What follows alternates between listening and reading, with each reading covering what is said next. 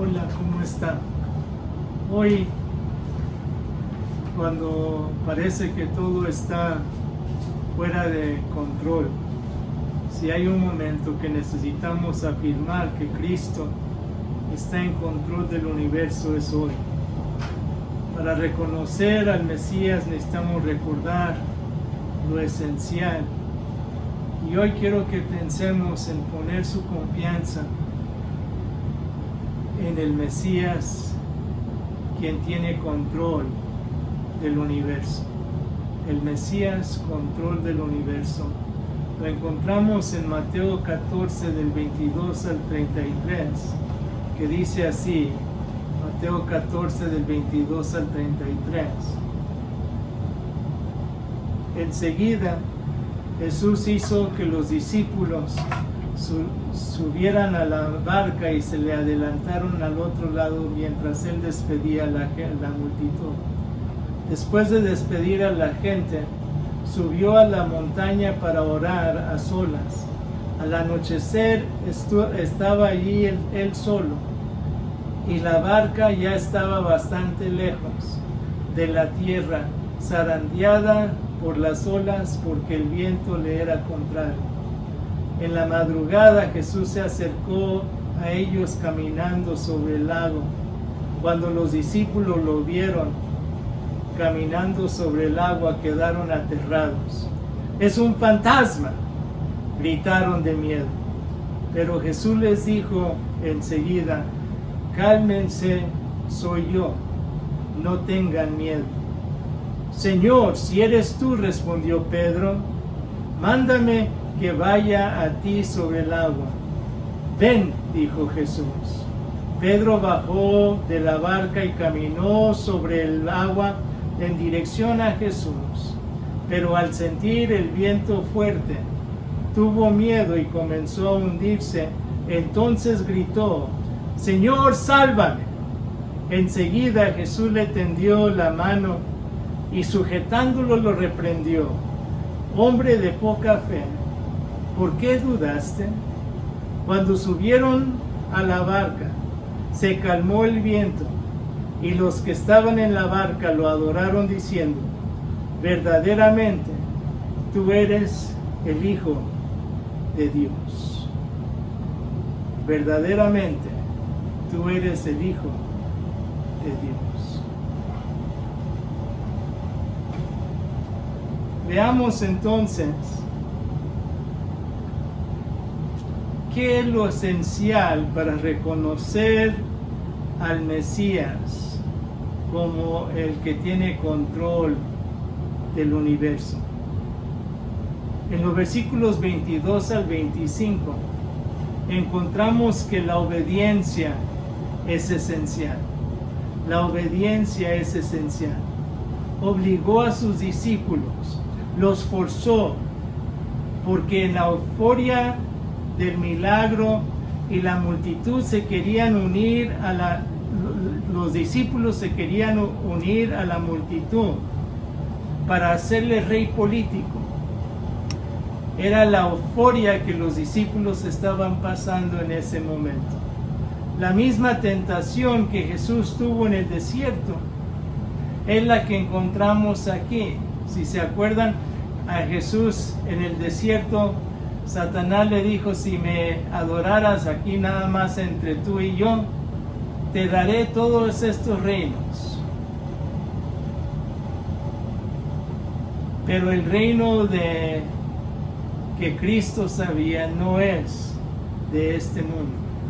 Sería más fácil calmar a la multitud sin sus discípulos.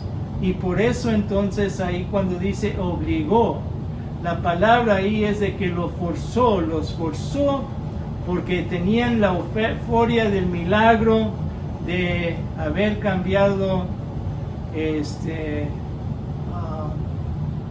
pan para darle a comer a los 5,000 hombres, no contando a mujeres y niños, que era lo que sucedió antes. Lo interesante de esto es de que los discípulos lo obedecieron. Ellos se subieron al barco mientras él despedía a la multitud. Todavía no había terminado, pero estaba en el proceso de despedir a la multitud. La obediencia es esencial. Al obedecer la voz de Cristo, subió al monte para orar a solas. Su costumbre de orar, si necesitaba la comprensión y la solidaridad de su Padre, era ahora, con las multitudes locos de entusiasmo y los discípulos mal entendiendo completamente lo que él significaba. Solamente su Padre lo podía ayudar, y al orar él entonces estaba siendo obediente a su Padre. Para nosotros la oración es importante. En la obediencia y la oración es esencial para que nosotros podamos entonces obedecer como debiéramos.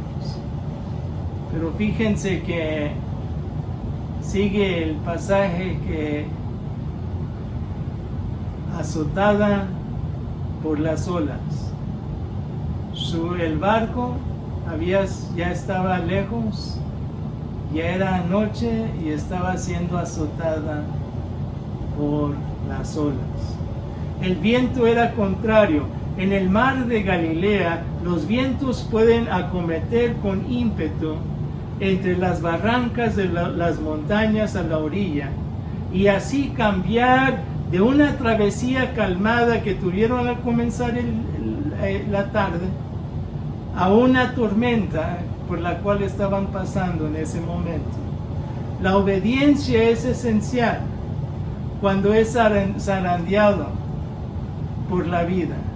Hay ocasiones en donde uno, aún habiendo pasado por algo difícil, necesitamos, y en este caso ellos fueron obedientes, y entonces dirían: ¿y qué pasó? ¿Qué pasó? Si fui obediente al Señor y mira lo que me está pasando.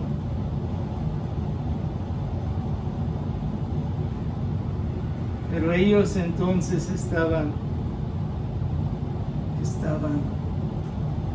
pasando por tormenta, estaban siendo zarandeados.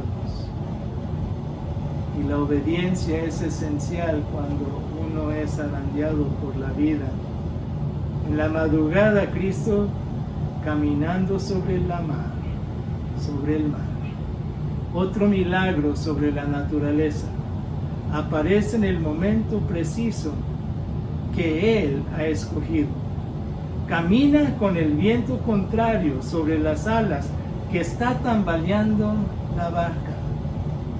Ahora, si llegamos a entender, ese sí era milagro, porque ¿quién podía no hundirse? Solamente aquel que tiene control del universo, como Cristo, Hijo de Dios.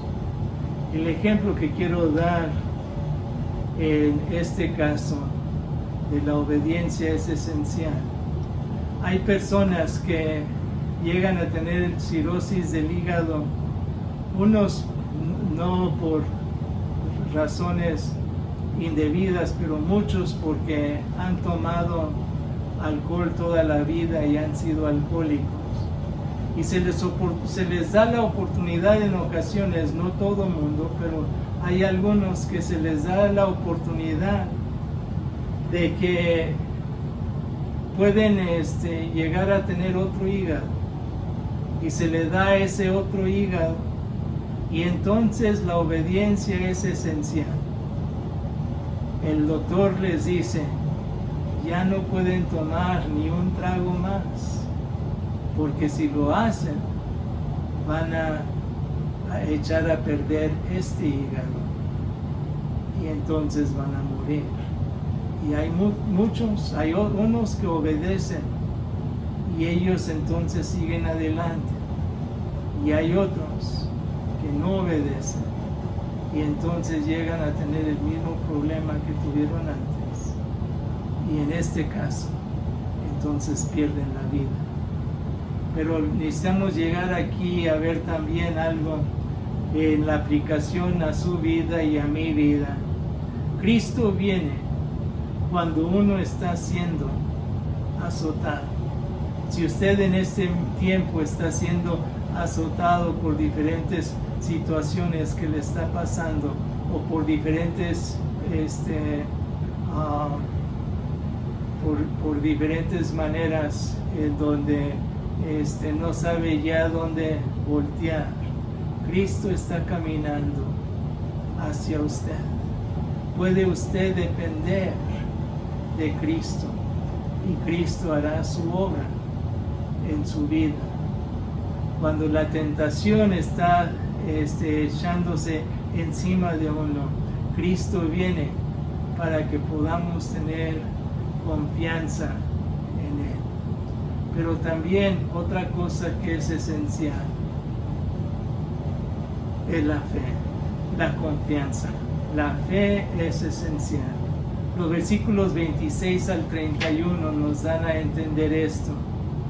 Y ahí es donde vemos que cuando ven alguien caminando sobre el mar, dicen que los discípulos se turbaron.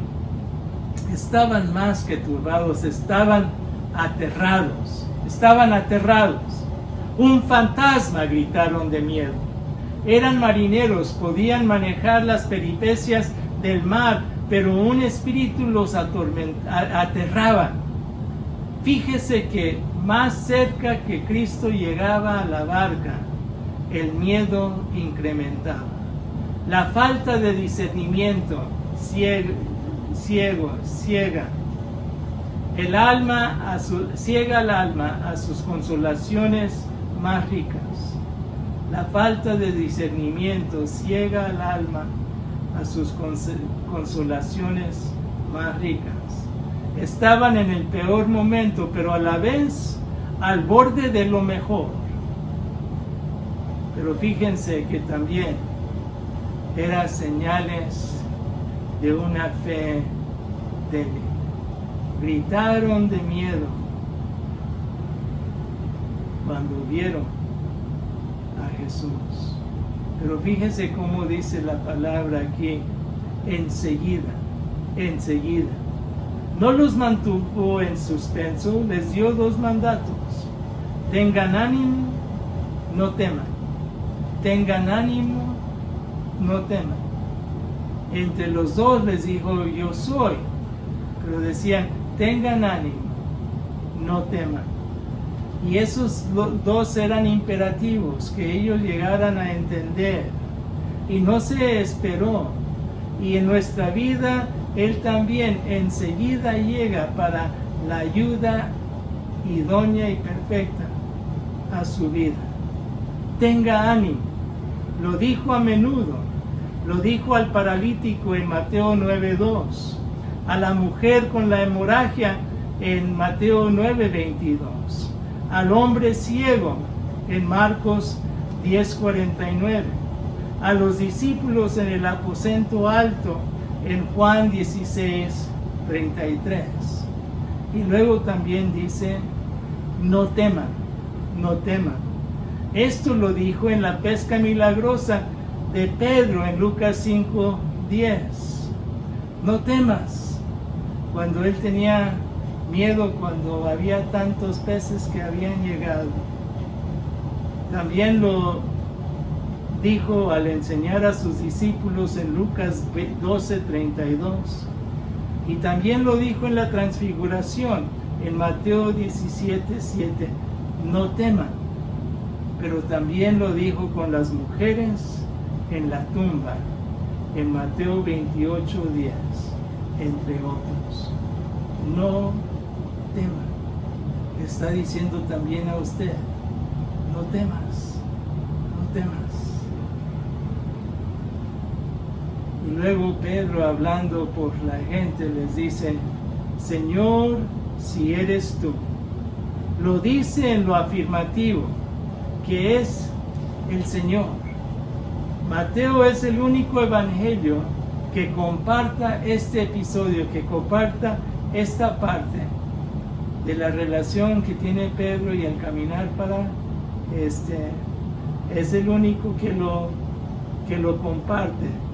Y Pedro, el impetuoso, diciendo, manda que yo vaya a ti, reconociendo que era Cristo. Manda que yo vaya a ti, reconociendo que era Cristo. Y el Señor le dice, ven, ven. El Señor le va a enseñar una lección práctica de que vaya a Él. Ya no va a ser teoría, va a ser algo práctico que Él va a poder aprender. Fue hacia Jesús. Mientras sus ojos estaban puestos en Jesús, todo bien.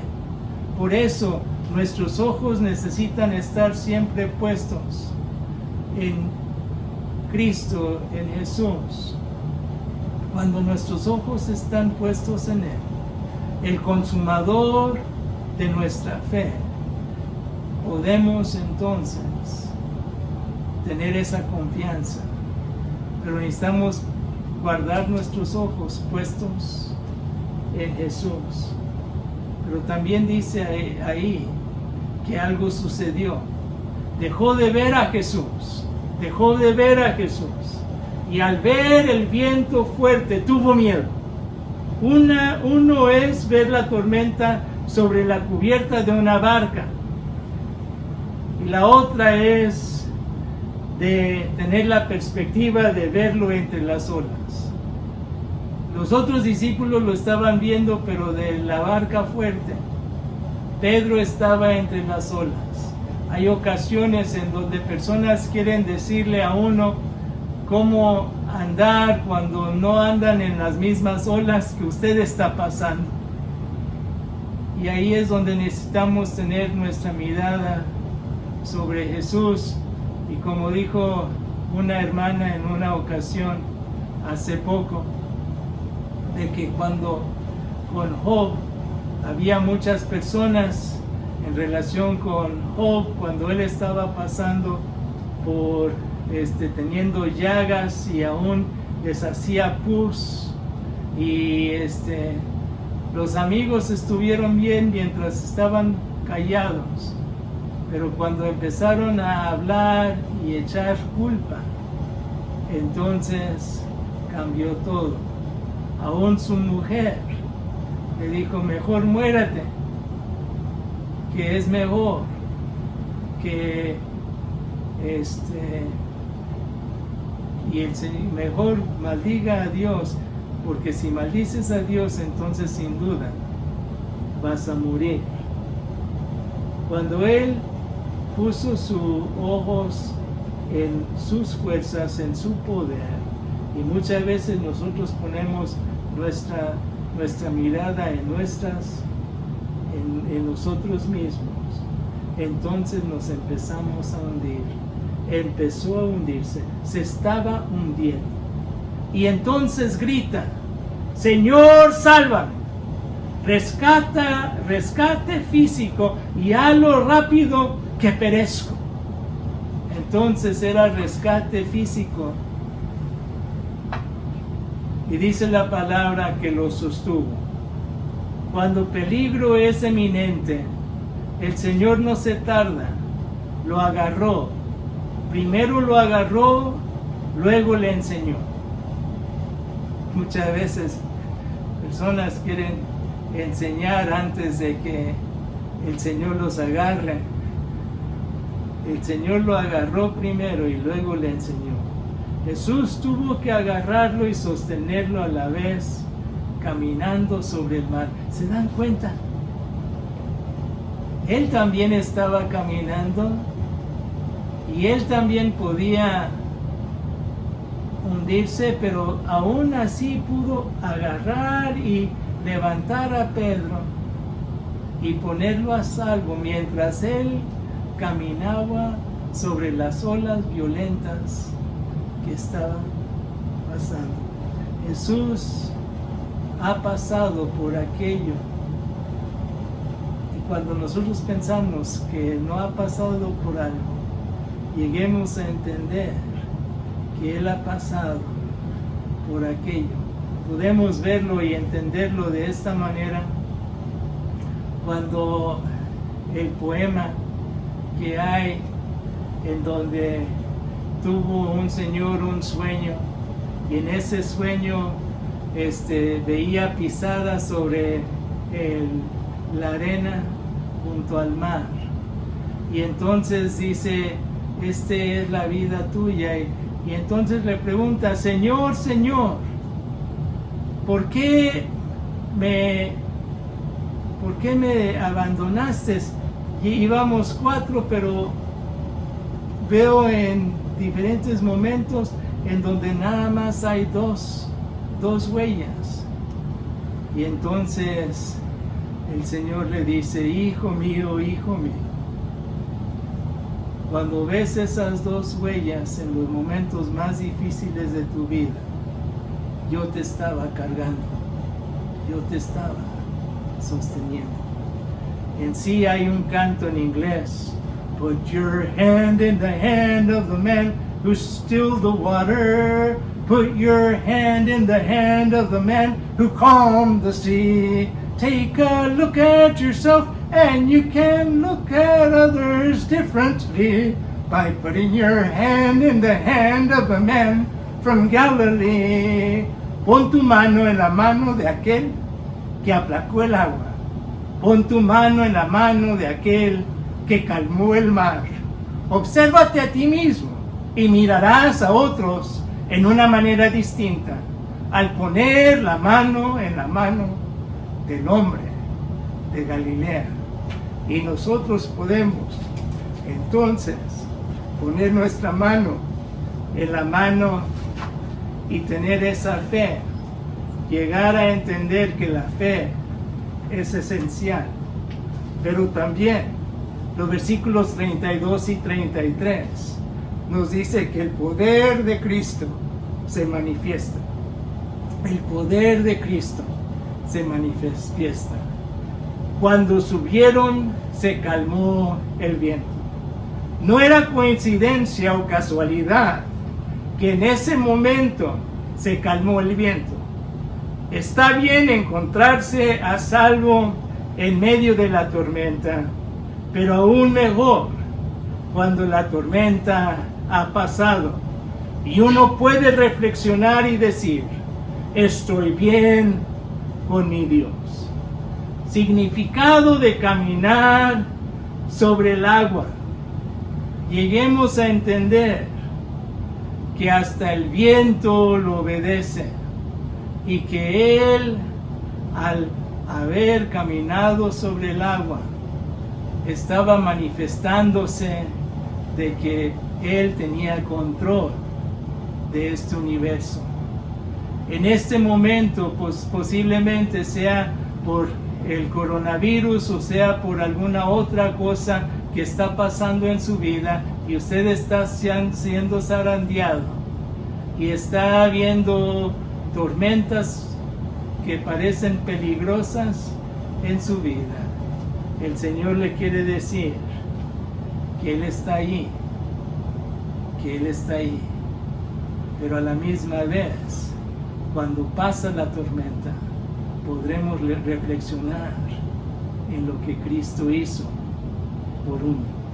Y fíjense lo que sucedió: lo adoraron. Solo se adora a Dios y Cristo acepta esta adoración. Verdaderamente eres hijo de Dios. Es reconocimiento pleno y es lo que el Señor quiere hacer. Se manifiesta en nuestras vidas para que nosotros podamos reconocer. Algunos lo necesitan reconocer por primera vez. Aquellos de nosotros que ya hemos puesto nuestra confianza en Jesús, necesitamos reconocer que el Señor tiene control cada día, aún hoy.